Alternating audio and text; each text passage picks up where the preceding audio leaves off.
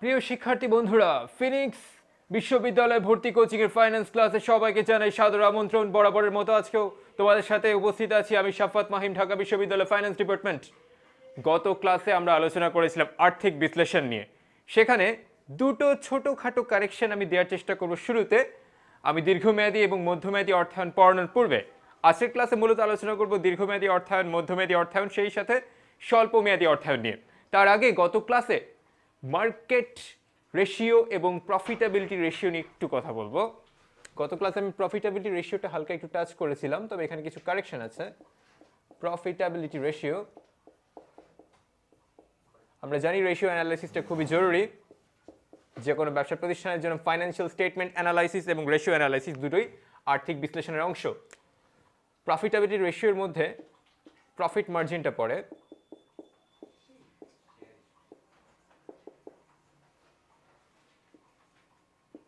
যেটা সূত্র করলে হয় নেট প্রফিট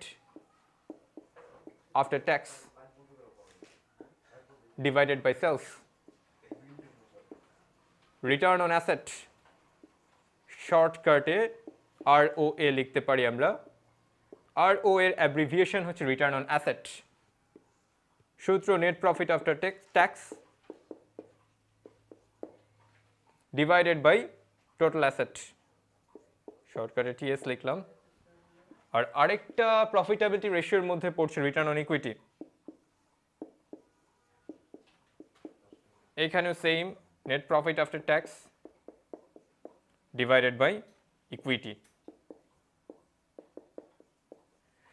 মার্কেট রেশিওটা মূলত একটা ব্যবসা প্রতিষ্ঠানের যে আয়টা হবে সে আয়ের উপর শেয়ার হোল্ডারদের যে অধিকারটা সেটাকে ইন্ডিকেট করে।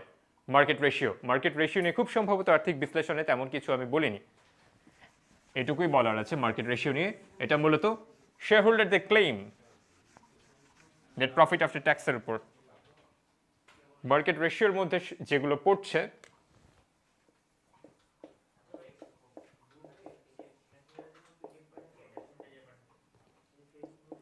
earnings per share, dividend per share,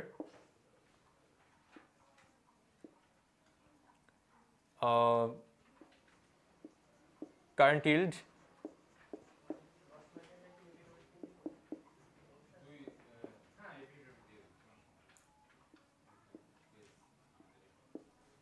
dividend payout,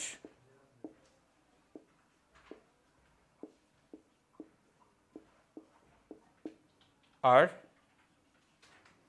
আরেকটা পরে আসি। earnings per share is equal to net profit after tax। যদিও অগ্রাধিকার, excuse me,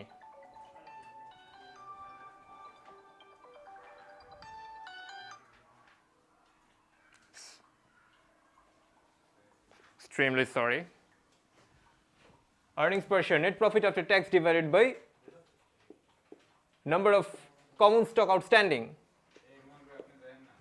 number of common stock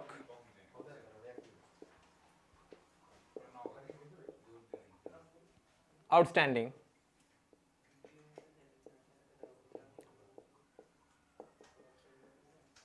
আর্থিক বিশ্লেষণ চ্যাপ্টার থেকে এই রেশিও রিলেটেড কিছু না কিছু কোয়েশ্চেন অবশ্যই আসবে, তাই এই রেশিওর সূত্রগুলো একটু কষ্ট হলেও আমাদেরকে মেমোরাইজ করতে হবে। আর ডিভিডেন্ড পার শেয়ার একটু লেখা বুঝতে অসুবিধা হচ্ছে, একটু ঘিঞ্জি হয়ে যাচ্ছে, তাই না? তাহলে আমি কিছুটা মুছে দিচ্ছি। Dividend per share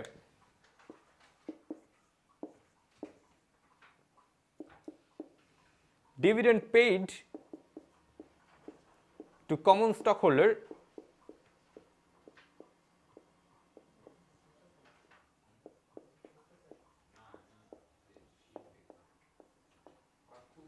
divided by number of common stock outstanding।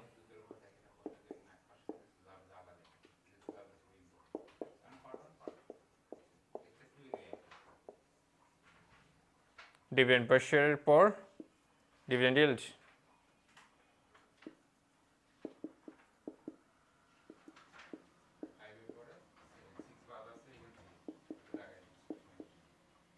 Dividend yield is equal to dividend per share বা DPS divided by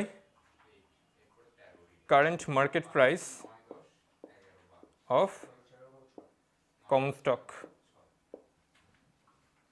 dividend yield গেল। এবার আসো dividend pay out.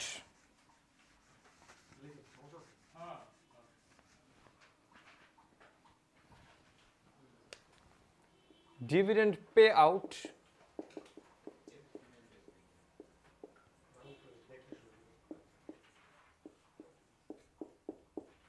is equal to DPS divided by earnings per share.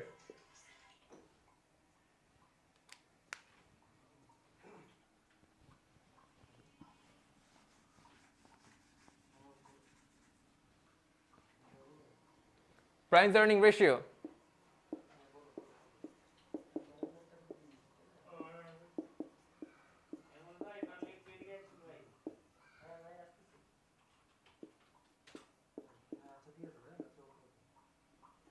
Price earnings রেশিওর মধ্যে পড়ছে, নিচে থাকবে earnings পার share এবং উপরে থাকবে market price of common stock.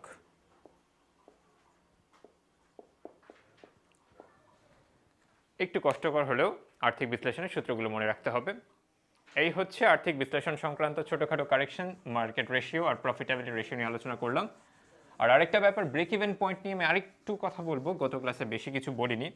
মূলত ব্রেক ইভেন পয়েন্টটা তোমাদের অ্যাকাউন্টিংয়ের জন্য ইম্পর্টেন্ট, ফাইন্যান্সের জন্য ব্রেক ইভেন পয়েন্টটা অতটা ইম্পর্টেন্ট না। ব্রেক ইভেন পয়েন্ট থেকে কোয়েশ্চেন আসার সম্ভাবনা খুবই কম ফাইন্যান্স পোর্শনে, তবে অ্যাকাউন্টিংয়ের জন্য এটা জরুরি, অ্যাকাউন্টিংয়ে তোমরা এটা বিস্তারিত পড়বে। ব্রেক ইভেন পয়েন্টে ফাইন্যান্সের ক্ষেত্রে তোমরা মেইনলি গ্রাফটার সম্পর্কে জোর দিলেই যথেষ্ট।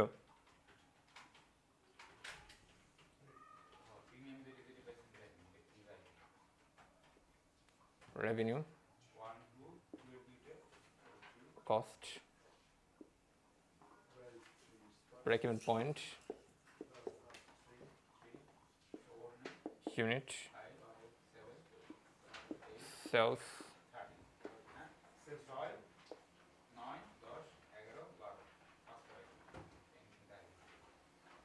fixed cost,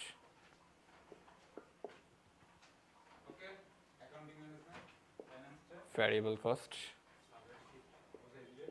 profit area, loss area.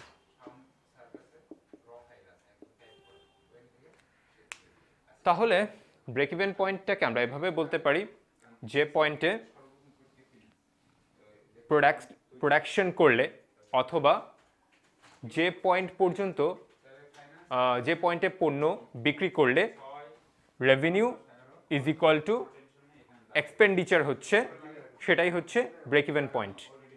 যে পয়েন্টে পণ্য বিক্রি করলে অথবা যে পয়েন্টে পণ্য উৎপাদন করলে পণ্যের আয় এবং ব্যয় সমান হচ্ছে, সেটা হচ্ছে break even point. Break even পয়েন্টটা ক্যাশ ফ্লোকে বিবেচনা করে না, ব্রেক ইভেন পয়েন্টটা প্রফিটকে বিবেচনা করে। অর্থাৎ ব্রেক ইভেন পয়েন্ট পুরাপুরিভাবে একটা ফাইন্যান্সিয়াল ব্যাপার না, কারণ এখানে ফাইন্যান্সের সবচেয়ে গুরুত্বপূর্ণ যে ইস্যুটা ক্যাশ ফ্লো, সেই ক্যাশ ফ্লোটাই ব্রেক ইভেন পয়েন্টে বিবেচিত হয় না। ব্রেক ইভেন পয়েন্টে আসে ফিক্সড কস্টের ব্যাপার। ফিক্সড কস্ট হচ্ছে এমন একটা কস্ট এখানে যেটা আসলে মোট পরিমাণটা সচরাচর অপরিবর্তনীয় থাকবে। যেমন কোনো একটা রুমের ভাড়া, এটা হচ্ছে তোমার ব্রেক ইভেন পয়েন্টের ক্ষেত্রে ফিক্সড কস্ট। কারো স্যালারি, সেটা সচরাচর চেঞ্জ হয় না, একটা নির্দিষ্ট সময় পর্যন্ত সেটা অপরিবর্তনীয় থাকে, এই জন্য স্যালারিটাও ব্রেক ইভেন পয়েন্টের ক্ষেত্রে একটা fixed cost. Break even point একক প্রতি পরিবর্তন হয়, মোট পরিমাণটা অপরিবর্তনীয় থাকে। আর ভ্যারিয়েবল কস্টের ক্ষেত্রে ভ্যারিয়েবল কস্ট হচ্ছে একক প্রতি অপরিবর্তনীয় থাকে, কিন্তু মোট পরিমাণটা পরিবর্তন ঘটে, অর্থাৎ ফিক্সড কস্টের সম্পূর্ণ বিপরীত। অর্থাৎ পার ইউনিট ভ্যারিয়েবল কস্ট সচরাচর একই থাকে, কিন্তু কত ইউনিট টোটাল প্রডিউস করা হলো বা কত ইউনিট টোটাল সেলস করা হলো সেটা বিবেচনা করলে দেখা যায় যে টোটাল ভ্যারিয়েবল কস্টটা চেঞ্জ হচ্ছে। এটা হচ্ছে ফিক্সড কস্ট আর ভ্যারিয়েবল কস্টের মধ্যে পার্থক্যটা। ব্রেক ইভেন পয়েন্ট নিয়ে খুব বেশি আর ফাইন্যান্সে আলোচনা করার প্রয়োজন আছে বলে মনে করি না। আমি চলে যাচ্ছি শর্ট টার্ম ফাইন্যান্সিংয়ে।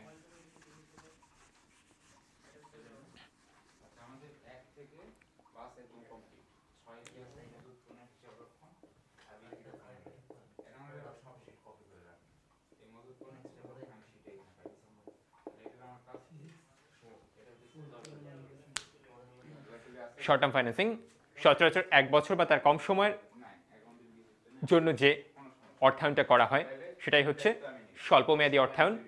সচরাচর চলতি মূলধনের প্রয়োজন মেটানোর জন্য স্বল্পমেয়াদী অর্থায়নটা করা হয়ে থাকে। স্বল্পমেয়াদী অর্থায়ন স্টপ প্লিজ। আমার ভাই নয়েজ আসছে চারপাশে অনেক কিছু, ক্লাস নিতে একটু অসুবিধা হচ্ছে। এখন এই চলতি মূলধনের প্রয়োজন মেটানোর জন্য স্বল্পমেয়াদী অর্থায়নটা প্রধানত করা হয়। কাঁচামাল খরচ, তারপর যন্ত্রপাতি মেরামত খরচ, কিংবা তোমার লেবারদের প্রতিনিয়ত যে খরচটা প্রদান করা হচ্ছে, এসব কিছুর ক্ষেত্রে স্বল্পমেয়াদী অর্থায়নটা প্রয়োজন হয়। স্বল্পমেয়াদী অর্থায়নের ক্ষেত্রে এটার গুরুত্বপূর্ণ বৈশিষ্ট্য হচ্ছে এটা নবায়নযোগ্য, অর্থাৎ এটাকে সহজেই মধ্যমেয়াদী অর্থায়নে রূপান্তর করা যায়।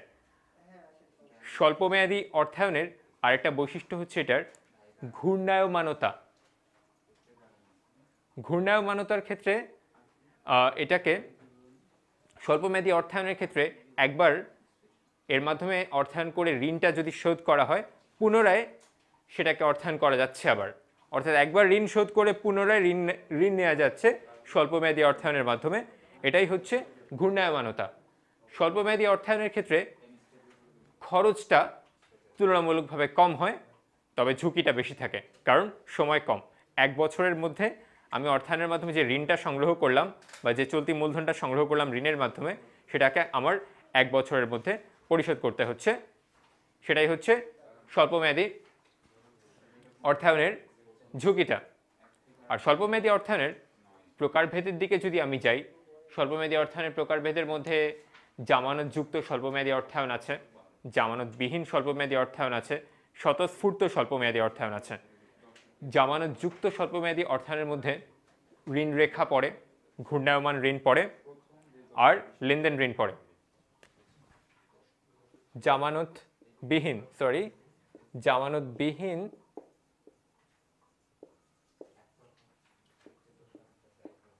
স্বল্পমেয়াদী অর্থায়ন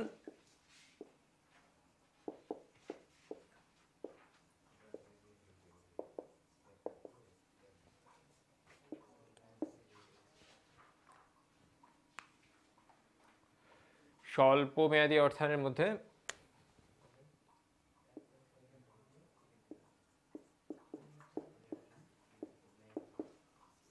ঋণ রেখা,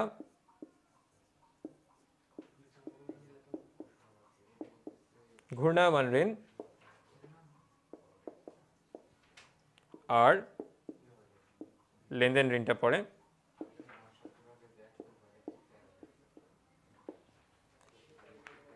ঋণ রেখা আর ঘূর্ণায়মান ঋণের মধ্যে মূল পার্থক্যটা হচ্ছে ঋণ রেখাটা অনানুষ্ঠানিক চুক্তি, যেটা হচ্ছে কমার্শিয়াল ব্যাংকের মধ্যে এবং ব্যবসায়ীর মধ্যে, আর ঘূর্ণায়মান ঋণটা এটা একটা আনুষ্ঠানিক চুক্তি। আর ঋণের সুদ ব্যবহৃত অংশের উপর দিতে হয় ঋণ রেখার ক্ষেত্রে, কিন্তু অব্যবহৃত অংশের উপর কোনো সুদ দিতে হয় না কিংবা কোনো ধরনের ফি দিতে হয় না। কিন্তু ঘূর্ণায়মান ঋণের ক্ষেত্রে ঋণের যে ব্যবহৃত অংশ আছে সেটার উপর তো সুদ দিতেই হয়, পাশাপাশি অব্যবহৃত অংশের উপর একটা ফি দিতে হয়, যেটাকে বলে কমিটমেন্ট ফি। ঘূর্ণায়মান ঋণের ক্ষেত্রে যদি ঘূর্ণায়মান ঋণের মাধ্যমে অর্থায়ন করি আমি, তাহলে আমাকে কমিটমেন্ট ফি দিতে হবে। আর লেনদেন ঋণ বিশেষ ক্ষেত্রগুলোতে, যেমন ঠিকাদারি ব্যবসায় লেনদেন ঋণটা নেওয়া হয়। আর জামানতবিহীন সর্বোচ্চ ঋণ পাওয়া যায় ঘূর্ণায়মান ঋণের ক্ষেত্রে। এরপর জামানতযুক্ত ঋণের কথা যদি বলি তাহলে আমি প্রাপ্য বিল বাট্টাকরণের কথা সবার আগে বলবো, আরটা হচ্ছে মজুদ পণ্যের মাধ্যমে অর্থায়ন। মজুদ পণ্যের দলিল বন্ধক রেখে সচরাচর অর্থায়ন করা হয়, যেটা হচ্ছে জামানতযুক্ত অর্থায়ন স্বল্পমেয়াদী অর্থায়নের ক্ষেত্রে। আর প্রাপ্য বিল বাট্টাকরণের ব্যাপারটা হচ্ছে আমার কাছে একটা প্রাপ্য বিল আছে যেটার টাকা আমি বিলটা ভাঙিয়ে একটা লম্বা সময় পরে পাবো, কিন্তু আমি যদি ইমিডিয়েটলি টাকাটা পেতে চাই আমার ব্যাংকের কাছে যেতে হবে, হয়তো ব্যাংকের কাছে গিয়ে আমি প্রাপ্য বিলটা বাট্টাকরণ করে একটু তুলনামূলকভাবে কম অর্থ নেব। হয়তো আমাকে ব্যাংক প্রাপ্য বিলে যে টাকাটা আছে সে টাকার 80% দিল, 20% ব্যাংক কেটে রাখলো। এই 20% যে ব্যাংক কেটে রাখলো এটাই ব্যাংকের লাভ হলো, আর আমি কিছু টাকা কম পেলাম প্রাপ্য বিল বাট্টাকরণ করার কারণে। এই প্রাপ্য বিলের মাধ্যমে এই ব্যাপারটাকে এক ধরনের জামানতযুক্ত অর্থায়ন বলে। আর জামানতযুক্ত অর্থায়ন হচ্ছে আরেকটা মজুদ পণ্যের মাধ্যমে অর্থায়ন। মজুদ পণ্যের মাধ্যমে অর্থায়নের ক্ষেত্রে এটার কিছু প্রকারভেদ আছে, প্রকারভেদের নামগুলো জেনে রাখাই যথেষ্ট।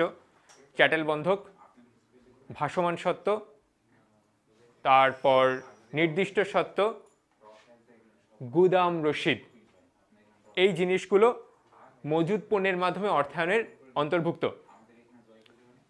আর স্বতঃস্ফূর্ত অর্থায়নের ক্ষেত্রে ব্যক্তিগত তহবিল আছে একটা, তারপর আরেকটা স্বতঃস্ফূর্ত অর্থায়নের মধ্যে পড়ে ব্যবসায়ী ঋণ।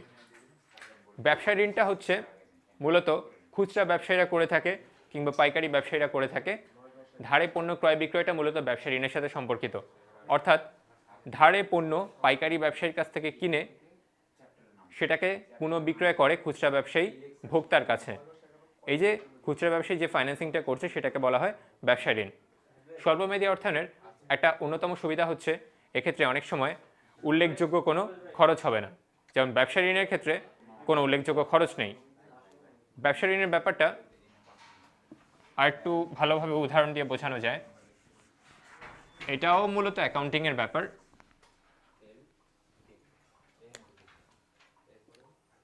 দুই বাই 10 নেট 30, এটার মানেটা কি?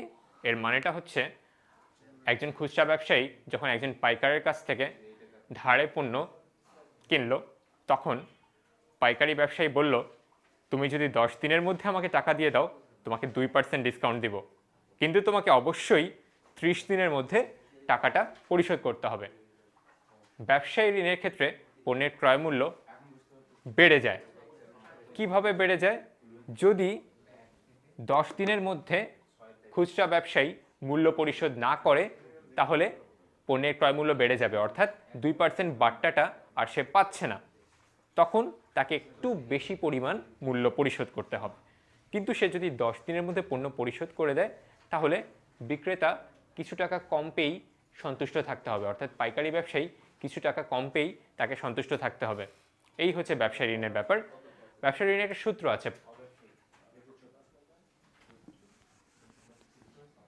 রিটার্নের ক্ষেত্রে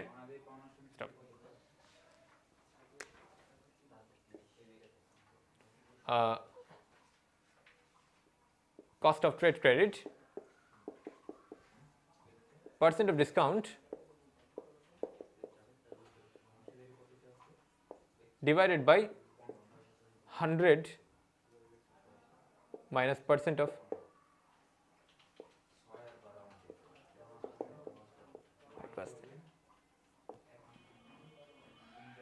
into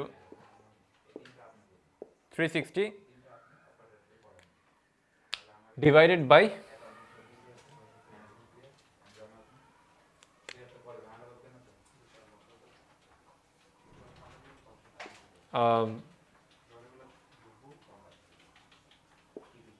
মোট পরিশোধ সময়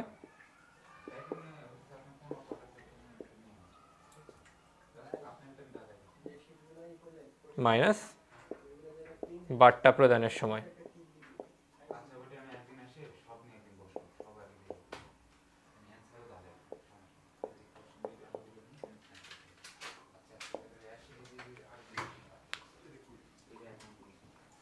এক্ষেত্রে আমি যে উদাহরণটা দিয়েছিলাম 2/10 নেট 30, সেক্ষেত্রে পার্সেন্ট অফ ডিসকাউন্ট হচ্ছে 2 100 - 2 আর মোট পরিশোধ সময় হচ্ছে 30 মাইনাস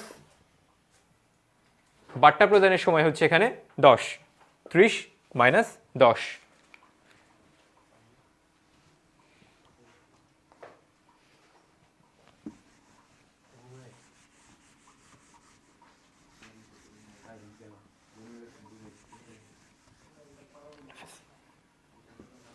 ঠিক আছে, এই গেল ব্যবসায় ঋণ। এর পাশাপাশি ক্রেতার নিকট থেকে অনেক সময় অগ্রিম নেওয়া হয়ে থাকে, সেটাও একটা স্বতঃস্ফূর্ত অর্থায়ন, সেটাও একটা স্বল্পমেয়াদী অর্থায়ন।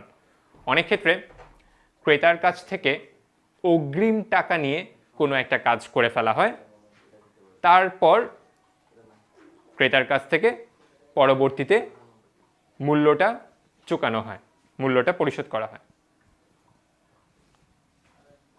ক্রেতার নিকট অগ্রিম। আরেকটা হচ্ছে বকেয়া ব্যয়। বকেয়া ব্যয়টাও স্বতঃস্ফূর্ত অর্থায়নের একটা উৎস।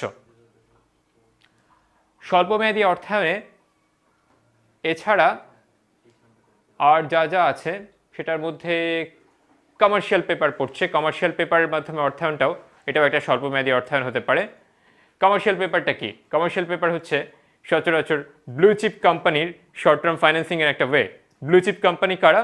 যারা মূলত শেয়ার মার্কেটে এ ক্যাটাগরির কোম্পানি। এখন প্রশ্নটা হলো, এ ক্যাটাগরির কোম্পানি ছাড়া বা স্বনামধন্য কোম্পানি ছাড়া অন্যরা কি কেউ কমার্শিয়াল পেপার ইস্যু করতে পারবে না?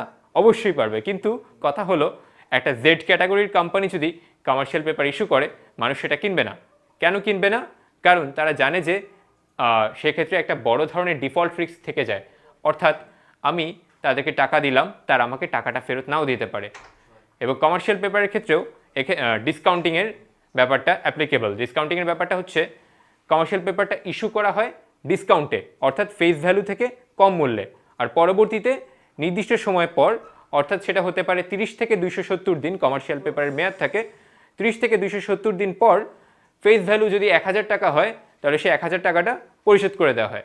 হয়তো সেটা ইস্যু করা হলো 800 টাকায়, এবং 1 বছর পর বা 270 দিন পর ফেস ভ্যালুর যে 1000 টাকা, সে 1000 টাকাটা পরিশোধ করে দেওয়া হলো। অর্থাৎ 200 টাকা এক্ষেত্রে যে হোল্ডার, অর্থাৎ যে কিনছে, যে ইনভেস্টর, তার লাভ হলো। এই হচ্ছে কমার্শিয়াল পেপার। এবার আসো মধ্যমেয়াদী অর্থায়ন।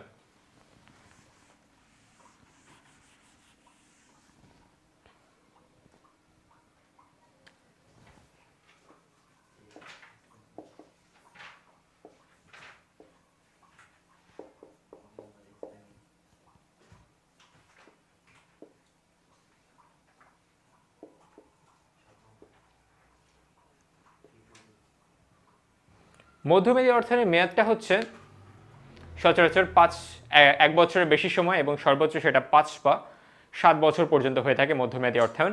মধ্যমেয়াদী অর্থায়নের মাধ্যমে সচরাচর যন্ত্রপাতি ক্রয় করা হয়। আর আনলিস্টেড যেসব কোম্পানি শেয়ার মার্কেটে ঢুকতে পারে না, তারা অনেক সময় মিড টার্ম ফাইন্যান্সিংটা করে থাকে। এবং মিড টার্ম ফাইন্যান্সিংয়ের সোর্সগুলো হচ্ছে সচরাচর বিভিন্ন আর্থিক প্রতিষ্ঠান, যেমন আইডিএলসি কিংবা ইউএলসি কিংবা আইপিডিসি, কিংবা হতে পারে সেটা বিডিবিএল হতে পারে, বাংলাদেশ ডেভেলপমেন্ট ব্যাংক লিমিটেড, যেটা বর্তমানে একটা সরকারি ব্যাংক। তারপর সেটা হতে পারে বেসিক ব্যাংক। বেসিক ব্যাংকও একটা সরকারি ব্যাংক। আচ্ছা বলো তো, আর্থিক প্রতিষ্ঠান আর ব্যাংকের মধ্যে পার্থক্যটা কি? দুইটা কিন্তু ফাইন্যান্সিয়াল ইনস্টিটিউশন। একটা ব্যাংকিং ফাইন্যান্সিয়াল ইনস্টিটিউশন, একটা হচ্ছে non banking financial institution. Non banking financial ইনস্টিটিউশনের মধ্যে পড়ে আইপিডিসি, আইডিএলসি, ইউএলসি, এগুলোর সাথে একটা সরকারি ব্যাংকের পার্থক্যটা কি, বা একটা কমার্শিয়াল ব্যাংকের পার্থক্যটা কি? পার্থক্যটা হচ্ছে ব্যাংক ডিপোজিট নিচ্ছে, কিন্তু আর্থিক প্রতিষ্ঠানগুলো ডিপোজিট নিচ্ছে না। এটাই হচ্ছে মেইন ডিফারেন্সটা একটা নন ব্যাংকিং ফাইন্যান্সিয়াল ইনস্টিটিউশন এবং একটা ব্যাংকিং ফাইন্যান্সিয়াল ইনস্টিটিউশনের মধ্যে মেইন ডিফারেন্স।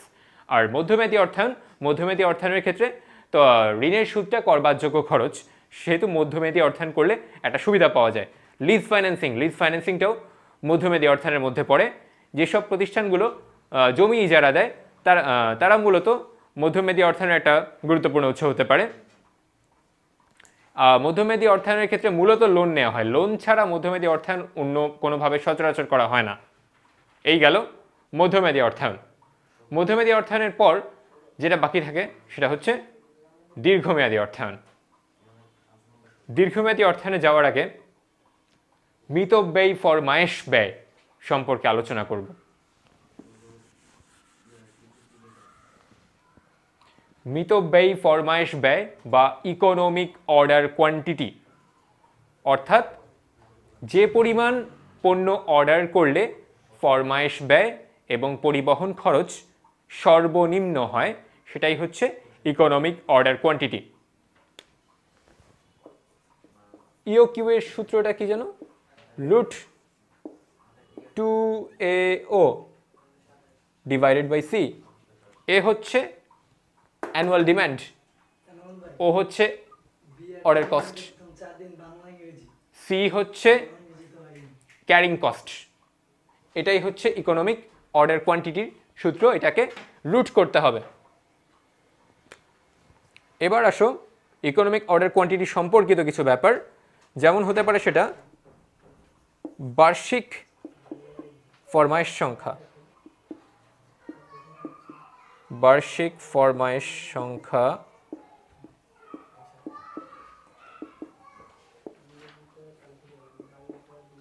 সেক্ষেত্রে এ ডিভাইডেড বাই ইওকিউ হচ্ছে সূত্র। অ্যানুয়াল ডিমান্ড, বার্ষিক চাহিদা, divided by economic order quantity, এই হচ্ছে বার্ষিক ফরমায়েশ সংখ্যা। এবার আসো গড় মজুদ। গড় মজুদটাও ইওকিউ এর সাথে সম্পর্কিত। গড় মজুদের ব্যাপারটা হচ্ছে ইকোনমিক অর্ডার কোয়ান্টিটিকে 2 দিয়ে ভাগ করতে হবে, তাহলে গড় মজুদটা বের হয়ে যাবে।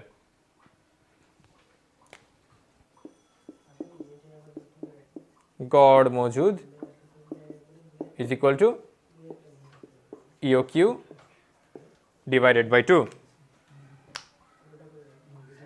Order cost.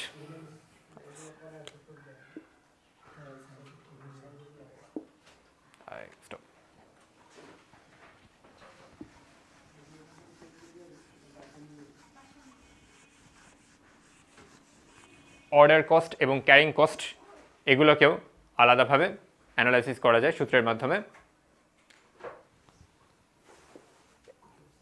Total order cost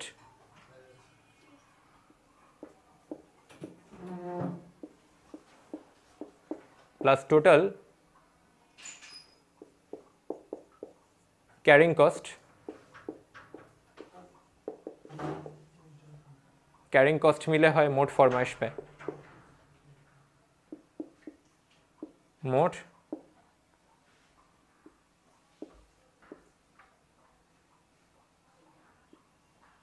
ফরমায়েশ ব্যয়।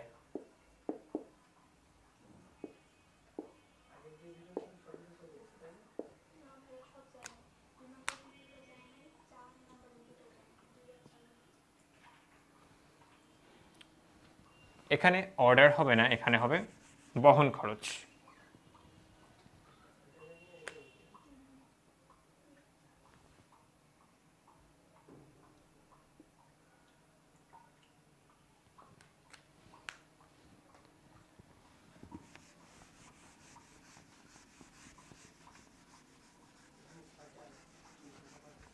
না, সম্ভবত এখানে অর্ডার কস্টই হচ্ছে।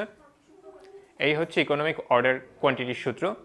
এই সূত্রগুলোর মোট ফরমায়েশ ব্যয়টা বের করার সূত্রটা দেখালাম, এটাকে আর একটু বিস্তারিতভাবে বইয়ে দেওয়া আছে, এটা চাইলে তোমরা বই দেখে নিতে পারো।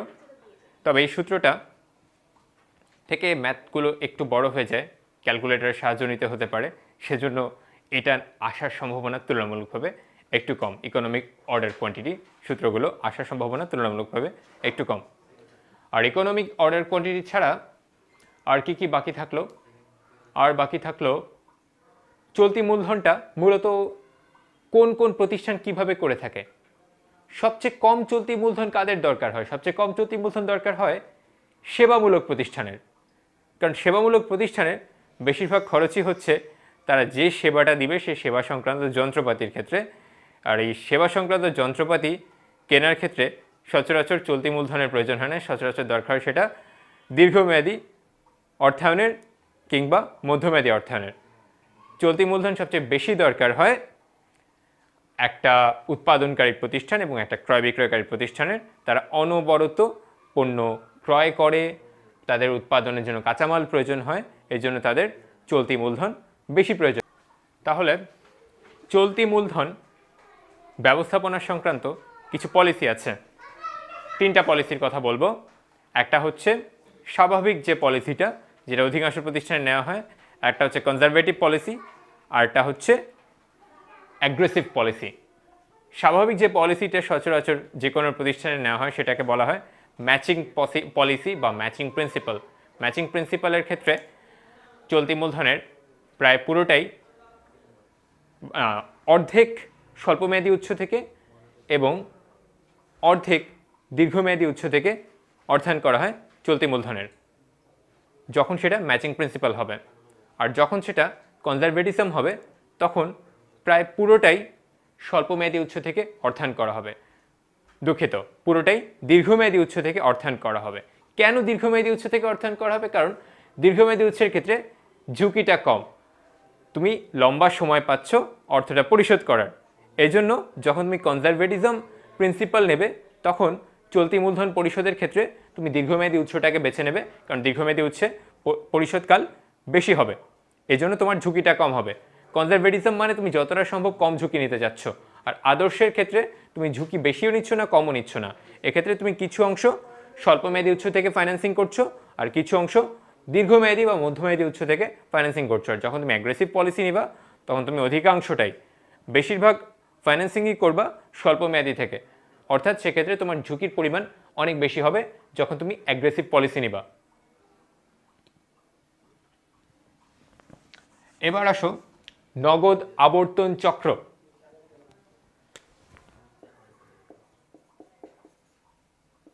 যেটাকে বলে cash on conversion cycle. Cash on conversion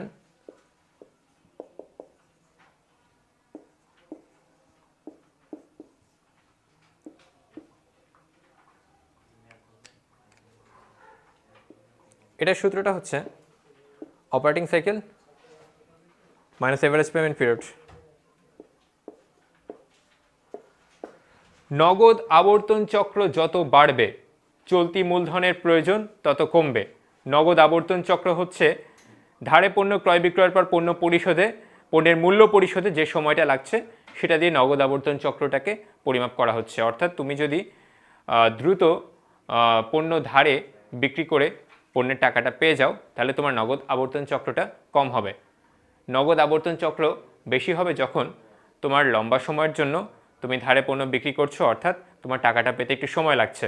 টাকা পেতে তোমার সময় লাগলে ওই সময় তোমার খরচগুলো চালানোর জন্য তোমার বেশি বেশি চলতি মূলধনের প্রয়োজন হবে। কিন্তু তুমি যদি সাথে সাথে টাকা পেয়ে যাও বা কিছুদিনের মধ্যে টাকা পেয়ে যাও তাহলে তোমার বেশি চলতি মূলধন প্রয়োজন হবে না, অর্থাৎ তোমার বেশি চলতি মূলধনের জন্য ফাইন্যান্সিং করতে হবে না আলাদাভাবে, কোনো শর্ট টার্ম লোন নিতে হবে না বা কোনো মিড টার্ম লোন নিতে হবে না তোমার। সেক্ষেত্রে তুমি সহজেই ফাইন্যান্সিংটা করতে পারবে। অপারেটিং সাইকেলকে ভাঙলে হয় এভারেজ কালেকশন পিরিয়ড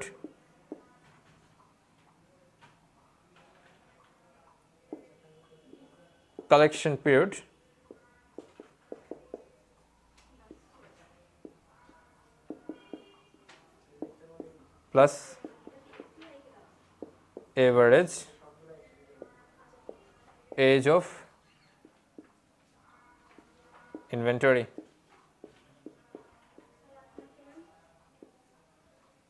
মাইনাস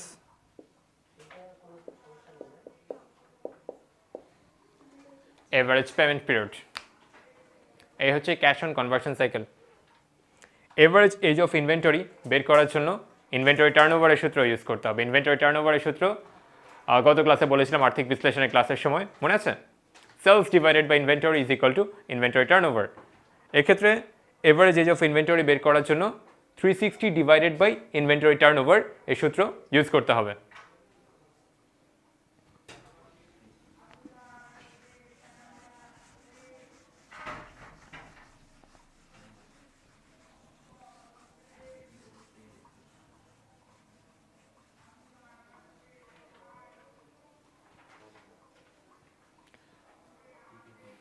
এরপর আসে দীর্ঘমেয়াদী অর্থায়ন। দীর্ঘমেয়াদী অর্থায়ন বলতে বোঝাচ্ছে 5 বছর বা 7 বছরের বেশি সময়, সর্বোচ্চ 20 বছর বা তারও বেশি সময়ের জন্য যে অর্থায়নটা করা হচ্ছে সেটাই হচ্ছে দীর্ঘমেয়াদী অর্থায়ন।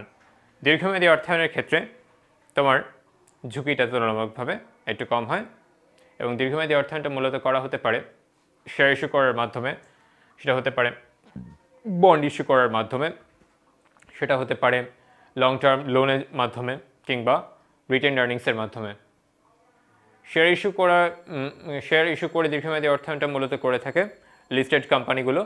তার ইনিশিয়াল পাবলিক অফারিং করে প্রাইমারি মার্কেটে, ইনিশিয়াল পাবলিক অফারিংয়ের মাধ্যমে তারা শেয়ার ইস্যু করে, তারা প্রসপেক্টাস দেখিয়ে মানুষকে ইনভেস্টমেন্টের জন্য ইনভাইটেশন দেয়, আসো আমার কোম্পানিতে ইনভেস্ট করো, আমার কোম্পানির শেয়ার কেনো, এই কোম্পানির ফিউচার খুবই ভালো, এই কোম্পানির ফিউচারে অনেক গ্রোথ হবে, এই কোম্পানি তোমাকে ভালো ডিভিডেন্ড দিবে, এই ব্যাপারগুলো বলে প্রসপেক্টাস ইস্যু করে শেয়ার ইস্যু করে ইনিশিয়াল পাবলিক অফারিংয়ের মাধ্যমে।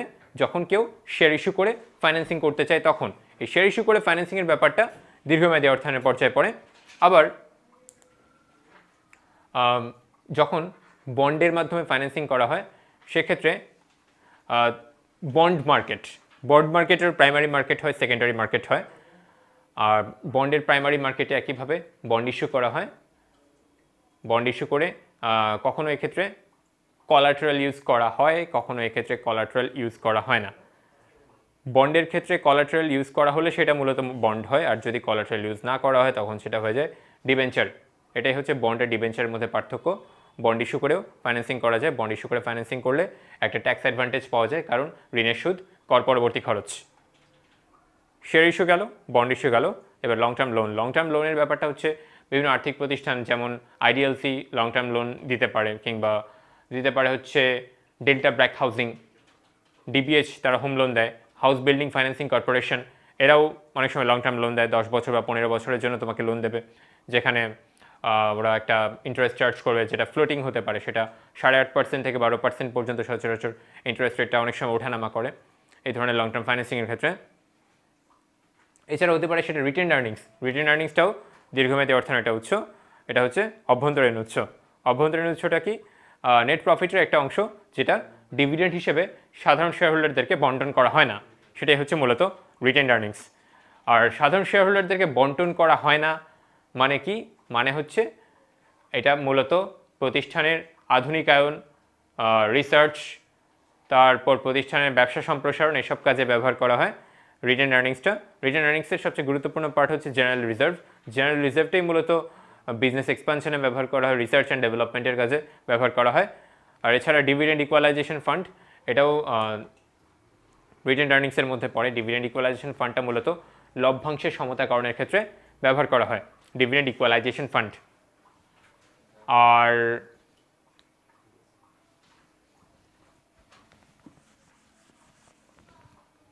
লং টার্ম ফাইন্যান্সিংয়ের ক্ষেত্রে এবার আসো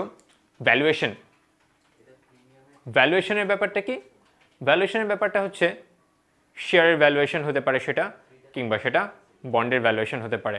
বন্ডের ভ্যালুয়েশন আর শেয়ার ভ্যালুয়েশনের আগে কিছু কথা বলে নেওয়া যায়, যেমন বন্ডের প্রকারভেদ নিয়ে আলোচনা করা যায়। বন্ডের প্রকারভেদের মধ্যে পড়তে পারে coupon bond,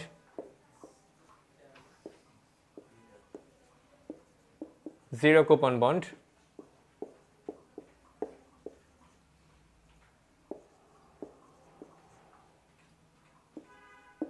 put bond,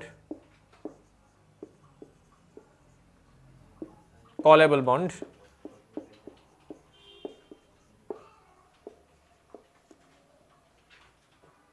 junk bond,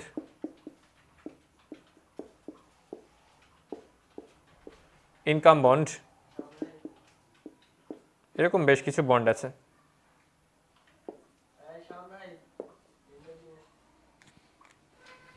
এর মধ্যে কুপন বন্ডের ক্ষেত্রে বন্ডে যে ইন্ডেঞ্জারটা থাকে, ইন্ডেঞ্জারটা কি? ইন্ডেঞ্জার হচ্ছে বন্ড হোল্ডার এবং বন্ড ইস্যুয়ারকে যে বন্ডটা ইস্যু করে ফাইন্যান্সিং করছে বন্ডের মাধ্যমে, আর বন্ড হোল্ডার হচ্ছে যে বন্ডটা কিনছে, অর্থাৎ যে ইনভেস্টমেন্ট করছে বন্ডে। বন্ড পারচেস করা মানে হচ্ছে বন্ডে ইনভেস্টমেন্ট করা। বন্ড ইস্যুয়ার এবং বন্ড হোল্ডারের মধ্যে চুক্তির বিষয়াবলীগুলো যেখানে লেখা থাকে সেটা হচ্ছে ইন্ডেঞ্চার। বন্ডের ইন্ডেঞ্চারে কুপন রেটটা উল্লেখ করা থাকে কুপন বন্ডের ক্ষেত্রে, যে কত % সুদ বন্ড হোল্ডারকে দেওয়া হবে। জিরো কুপন বন্ডের ক্ষেত্রে কোনো কুপন রেট থাকে না বা কোনো ইন্টারেস্ট থাকে না।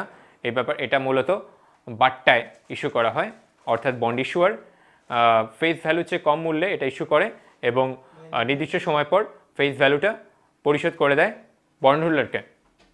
এটা হচ্ছে zero coupon bond. Put bond আর কলেবল বন্ড একটু কমপ্লিকেটেড, এটা একটু আলাদাভাবে বলতে হবে। পুট বন্ডটা ইনভেস্টরের জন্য ভালো, কলেবল বন্ডটা ভালো হচ্ছে ইস্যুয়ারের জন্য।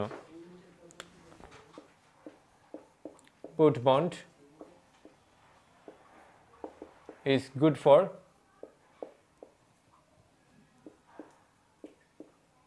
investor। কেন? কারণ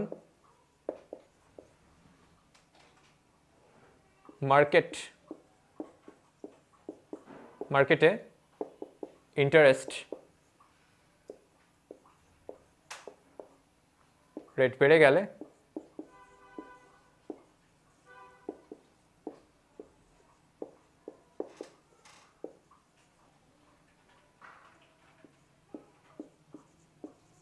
বন্ডের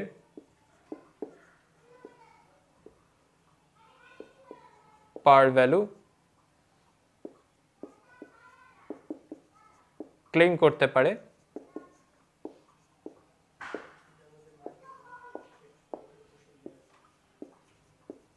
বন্ড হোল্ডার।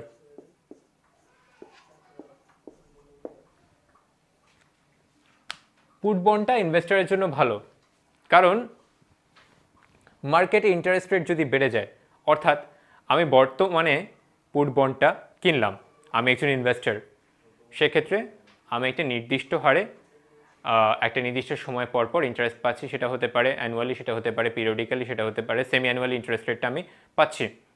কিন্তু এটার পুট অপশন আছে। পুট অপশন থাকা মানে হচ্ছে হঠাৎ করে দেখলাম 6 মাস পর মার্কেটে ইন্টারেস্ট রেট আমি বর্তমানে যে রেটে আমি ইন্টারেস্টটা পাচ্ছি তার চেয়ে বেশি বেড়ে গেছে। অর্থাৎ বর্তমানে আমি যদি 7% রেটে ইন্টারেস্টটা পাই, বন্ড ইস্যুয়ারের কাছ থেকে মার্কেটে ইন্টারেস্ট রেটটা হয়ে গেছে 9%, তখন আমি ইস্যুয়ারকে বললাম আমাকে মূল্যটা পরিশোধ করে দাও, আমি পার ভ্যালুটা ক্লেম করছি, give me the par value. তখন বন্ড ইস্যুয়ার আমার ক্লেমের উপর ভিত্তি করে আমাকে পার ভ্যালুটা পরিশোধ করে দিচ্ছে। এক্ষেত্রে ইনভেস্টর একটা সুবিধা পাচ্ছে। ইনভেস্টর যেহেতু সুবিধা পাচ্ছে, ইনভেস্টরকে কিছু ছাড় দিতে হবে। ছাড়টা কি দিতে হবে? পুট বন্ডের ক্ষেত্রে ইন্টারেস্ট রেট কম হয়।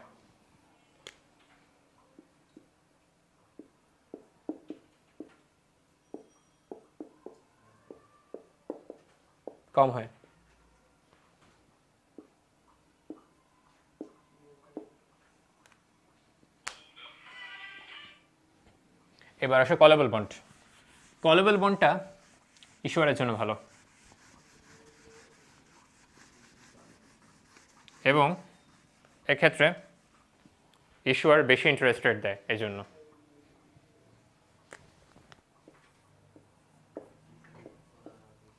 কলেবল bond is good for issuer।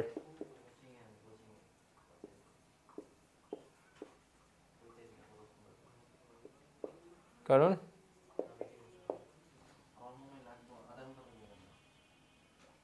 ফিউচারে ইন্টারেস্ট রেট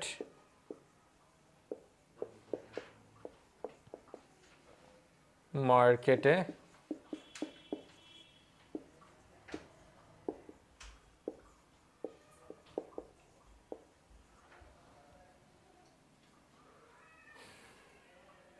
বন্ড কল করতে পারে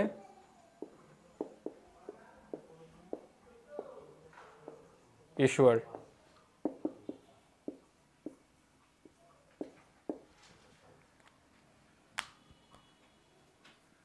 বর্তমানে কলেবল বন্ডে ধরো 10% রেটে ইন্টারেস্ট দিচ্ছে বন্ড হোল্ডারকে, কিন্তু বন্ড ইস্যুয়ার দেখতে পেল 6 মাস পরে যে ইন্টারেস্ট রেট তো কমে যাবে, ইন্টারেস্ট রেট কমে 7% হয়ে যাবে। অর্থাৎ আমি এখন কম রেটে ফাইন্যান্সিং করতে পারছি। আমার মেনলি দরকার ফাইন্যান্সিং করা, আমি এখন কম খরচে ফাইন্যান্সিং করতে পারলে আমি কেন 10% দিব? সেক্ষেত্রে আগে থেকে চুক্তি করে নিতে হবে যে আমি তোমাকে একটু বেশি দিচ্ছি, এখন আমি তোমাকে 10% রেটে দিচ্ছি, কিন্তু যদি কোনো সমস্যা, যদি মার্কেটে ইন্টারেস্ট কমে যায়, তখন আমি বন্ডটা কল করব। কল করা মানে হচ্ছে আমি তোমাকে বন্ডের মূল্যটা পরিশোধ করে দেব, পার ভ্যালুতে আমি তোমাকে বন্ডের মূল্যটা পরিশোধ করে দেব, কোনো সমস্যা নেই, কিন্তু আমি সময়ের আগে বন্ডটা কল করে ফেলছি, অর্থাৎ ম্যাচুরিটির আগে। দুইটা ব্যাপারই কিন্তু ম্যাচুরিটির আগে হচ্ছে, পুট বন্ডের ব্যাপারটাও ম্যাচুরিটির আগে হচ্ছে, কলেবল বন্ডের ব্যাপারটাও ম্যাচুরিটির আগে মূল্য পরিশোধ হয়ে যাচ্ছে।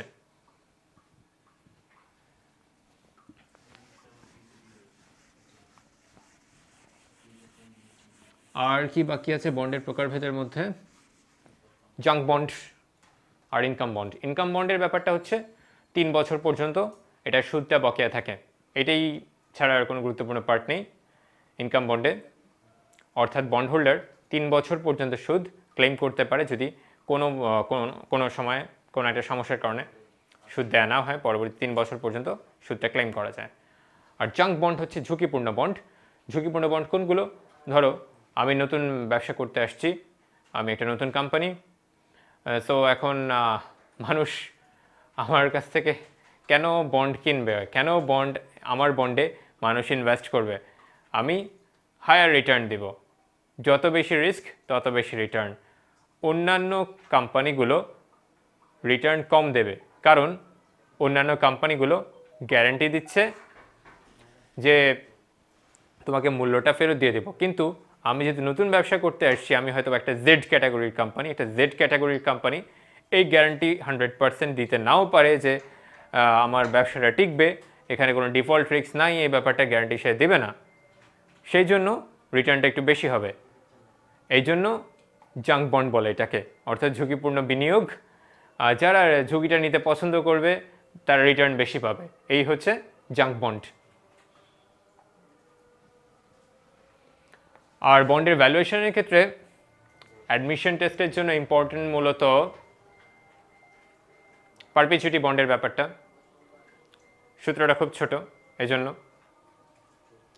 এছাড়া বেশিরভাগ সূত্রই বন্ড ভ্যালুয়েশনের ক্ষেত্রে বেশ বড় বড়। একইভাবে শেয়ার ভ্যালুয়েশনের ক্ষেত্রেও সূত্রগুলো সচরাচর একটু বড় বড় হয়, এই বড় সূত্রগুলো অ্যাভয়েড করবা, একদম ছোট ছোট যে সূত্রগুলো আছে, যেমন ধরো সেটা হতে পারে value of share is equal to dividend divided by cost of equity, এটা একটা ছোট সূত্র, এটা পড়তে পারো।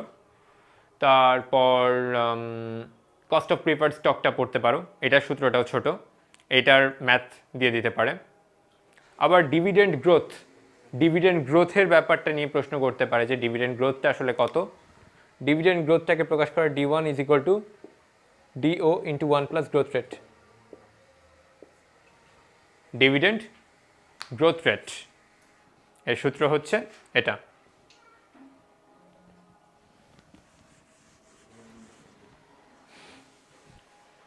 বন্ডের আর একটা গুরুত্বপূর্ণ ব্যাপার, বন্ডের মার্কেট ভ্যালুর সাথে ইন্টারেস্ট রেটের নেগেটিভ কোরিলেশন বিদ্যমান, অর্থাৎ মার্কেট ভ্যালু বাড়লে ইন্টারেস্ট কমবে, আর রেট অফ ইন্টারেস্ট যখন বাড়বে তখন মার্কেট ভ্যালু কমবে।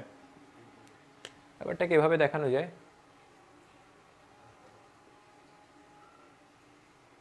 মার্কেট ভ্যালু, ধরো এটা মার্কেট ভ্যালু, এটা হচ্ছে ইন্টারেস্ট। মার্কেট ভ্যালু এখানে অনেক বেশি বাট ইন্টারেস্ট রেটটা কম, আবার এখানে মার্কেট ভ্যালুটা বেশি, এখানে মার্কেট ভ্যালুটা কম, ইন্টারেস্ট রেটটা বেশি। ধরো এটা 1000, এটা 5000, এটা 2%,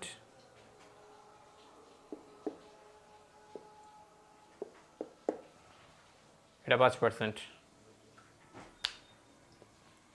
ব্যাপারটা কেন? যত বেশি রিস্ক তত বেশি রিটার্ন, এই কথাটা এর আগে অলরেডি বলা হয়েছে। এই বন্ডের ক্ষেত্রে রিটার্ন তখনই বেশি দেওয়া হবে যখন প্রজেক্টটা রিস্কি হবে, যখন দেখা যাচ্ছে যে প্রজেক্টের রিস্ক বেশি, তখন অধিকাংশ মানুষই সেটা ইনভেস্ট করবে না। আর যখন মানুষ সেটা ইনভেস্ট করছে না কোনো একটা বন্ড সিকিউরিটিতে, রিটার্ন বেশি হওয়া সত্ত্বেও, তখন বোঝা যাবে যে সেটা একটা রিস্কি সিকিউরিটি, এবং রিস্কি সিকিউরিটির ক্ষেত্রে মানুষ যেহেতু ইনভেস্ট করছে না সেহেতু এটার মার্কেট প্রাইসটা কমতে থাকছে। আর যে সিকিউরিটিটা নিরাপদ সেই সিকিউরিটির ক্ষেত্রে বেশি রিটার্ন দেওয়ার কোনো প্রয়োজন নেই, কারণ এটা রিস্ক কম। আমি তোমাকে গ্যারান্টি দিচ্ছি যে আমি তোমাকে সে টাকা নিচ্ছি, সে মূল্যটা আমি তোমাকে পরিশোধ করব, সো আমি তোমাকে রিটার্ন কম দিচ্ছি, এই জন্য এটার মার্কেট প্রাইসটা বেশি হবে, ইন্টারেস্ট রেটটা কম হবে। আর শেয়ারের ক্ষেত্রে সাধারণ শেয়ার, অগ্রাধিকার শেয়ার, মূলত এই দুই জাতীয় শেয়ারে আমরা শেয়ারকে ভাগ করতে পারি। সাধারণ শেয়ারহোল্ডাররা মূলত রেসিডুয়াল ক্লেম রাখে একটা কোম্পানির নেট প্রফিটের উপর, নেট প্রফিট আফটার ট্যাক্সের উপর রেসিডুয়াল ক্লেম হচ্ছে সাধারণ শেয়ার হোল্ডারদের। রেসিডুয়াল ক্লেমটা কি? রেসিডুয়াল ক্লেম হচ্ছে বন্ড হোল্ডারদেরকে ঋণ পরিশোধ করা, অগ্রাধিকার শেয়ার হোল্ডারদেরকে ডিভিডেন্ড পরিশোধ করার পর যদি কিছু থাকে তখন সেটা সাধারণ শেয়ার হোল্ডাররা পাবে। সাধারণ শেয়ার হোল্ডারদের ডিভিডেন্ডটা কোনো নির্দিষ্ট হার আসলে নাই। সাধারণ শেয়ার হোল্ডাররা মেনলি তারা ক্যাপিটাল গেইনটার উপর বেশি প্রাধান্য দেয়। সেকেন্ডারি মার্কেটে তারা শেয়ারটাকে কেনাবেচা করার মাধ্যমে একটা ক্যাপিটাল গেইন তারা অর্জন করতে পারে। আর সাধারণ শেয়ার হোল্ডাররাই মূলত কোম্পানির মালিক, কারণ সাধারণ শেয়ার হোল্ডারদের ভোটাধিকার থাকে। এই ভোটাধিকার ব্যবহার করে তারা ইভেন ম্যানেজমেন্ট টেক ওভারও করে দিতে পারে যদি কারোর শেয়ারের সংখ্যা বেশি থাকে। যার শেয়ারের সংখ্যা বেশি তার কোম্পানিতে ক্ষমতা তত বেশি, কারণ সে তত বেশি ভোট দিতে পারছে। আর শেয়ারে ইনভেস্ট করতে গেলে অবশ্যই বিও অ্যাকাউন্ট খুলতে হবে। বিও অ্যাকাউন্টটা ব্রোকারেজ হাউসে খোলা যায়, Dhaka stock exchange, Chittagong stock এক্সচেঞ্জে খোলা যায়। আর ঢাকা স্টক এক্সচেঞ্জ প্রতিষ্ঠিত হয়েছিল 1954 সালে। এটা একটা গুরুত্বপূর্ণ প্রশ্ন, এটা সম্ভবত প্রিভিয়াস ইয়ারও আসছে, প্রিভিয়াস ইয়ার কোয়েশ্চেন্সগুলো কোনো একটা সালে আসছে। আর চিটাগং স্টক এক্সচেঞ্জ প্রতিষ্ঠিত হয়েছিল 1995 সালে। বর্তমান ঢাকা স্টক এক্সচেঞ্জের লিস্টেড কোম্পানি খুব সম্ভবত 366টা। আর স্টক এক্সচেঞ্জ নিয়ন্ত্রণ করছে বিসেক, Bangladesh securities and exchange commission. Bond market Bangladesh অতটা অ্যাক্টিভ না। ওয়েজার্নার ডেভেলপমেন্ট বন্ড আসছিল 1981 সালে, এছাড়া ট্রেজারি বন্ড আসছিল 1984 সালে, আর 1985 সালে আসছিল ন্যাশনাল ইনভেস্টমেন্ট বন্ড। আর সেকেন্ডারি মার্কেটটা বন্ডের, এটা মূলত আরম্ভ হয় 2005 সালের পরে, 2005 সালে মেনলি। এবং ঢাকা স্টক এক্সচেঞ্জে আন্ডারে সম্ভবত 18টা বন্ড কেনা বেচা হতো কয়েক বছর আগেও। বর্তমানে কত আমি এক্স্যাক্ট শিওর না, 18টাই হওয়ার সম্ভাবনাই বেশি। আর মিউনিসিপ্যাল বন্ড সম্প্রতি বাংলাদেশে চালু হওয়ার কথা আছে, এখন পর্যন্ত ব্যাপারটা ফাইনাল হয় নাই। বাংলাদেশে বন্ড মার্কেট খুবই ইনঅ্যাক্টিভ। আর 2010 সালে শেয়ার বাজারে ধস নামার পর থেকে শেয়ার মার্কেটও এখন পর্যন্ত প্রাণ পায়নি। আর শেয়ার মার্কেটে যখন ঊর্ধ্বগতি হয় তখন সেটাকে বলে বুল মার্কেট। আর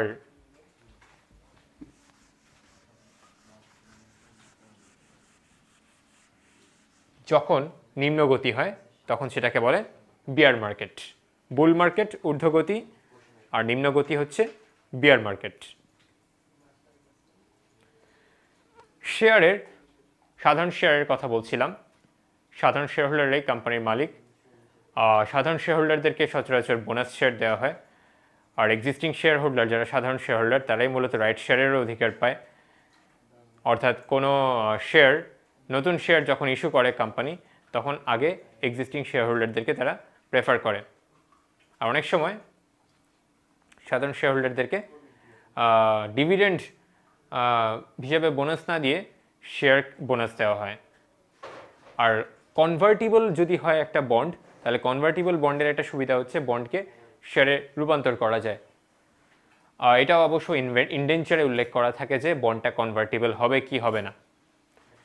সাধারণ শেয়ার, এরপর আসে অগ্রাধিকার শেয়ার। অগ্রাধিকার শেয়ারটা মূলত সংকর জাতের শেয়ার, অর্থাৎ এখানে ঋণের বৈশিষ্ট্য বিদ্যমান, অর্থাৎ একটা বন্ডের বৈশিষ্ট্য বিদ্যমান, আবার এটা এখানের মধ্যে সাধারণ শেয়ারের বৈশিষ্ট্য বিদ্যমান থাকে। এটার রিটার্নটা একটা নির্দিষ্ট হারে হয়, একটা ফিক্সড রেট অফ রিটার্ন থাকে অগ্রাধিকার শেয়ারে। এটা ঋণের সাথে বৈশিষ্ট্যটা মিল আছে। আবার অগ্রাধিকার শেয়ার হোল্ডাররা মূলত কোম্পানির কোনো মালিক না, তারা বন্ড হোল্ডারদের পরে ক্লেম করতে পারে কোম্পানির যে নেট প্রফিট আফটার ট্যাক্স আছে তার উপর। তারা আসলে ঠিক কোম্পানির মালিকও না, আবার তারা হচ্ছে কোম্পানির ঠিক সরাসরি বন্ড হোল্ডার বা পাওনাদারও না, তার মাঝামাঝি একটা পোর্শন আছে। আবার অগ্রাধিকার শেয়ার হোল্ডারদের পেমেন্টে একটা গ্যারান্টি থাকে, কিন্তু সাধারণ শেয়ার হোল্ডারদের পেমেন্টে গ্যারান্টি থাকে না। অর্থাৎ বন্ড হোল্ডারদের পরেই কোম্পানির উপর ক্লেম অগ্রাধিকার শেয়ার হোল্ডারদের।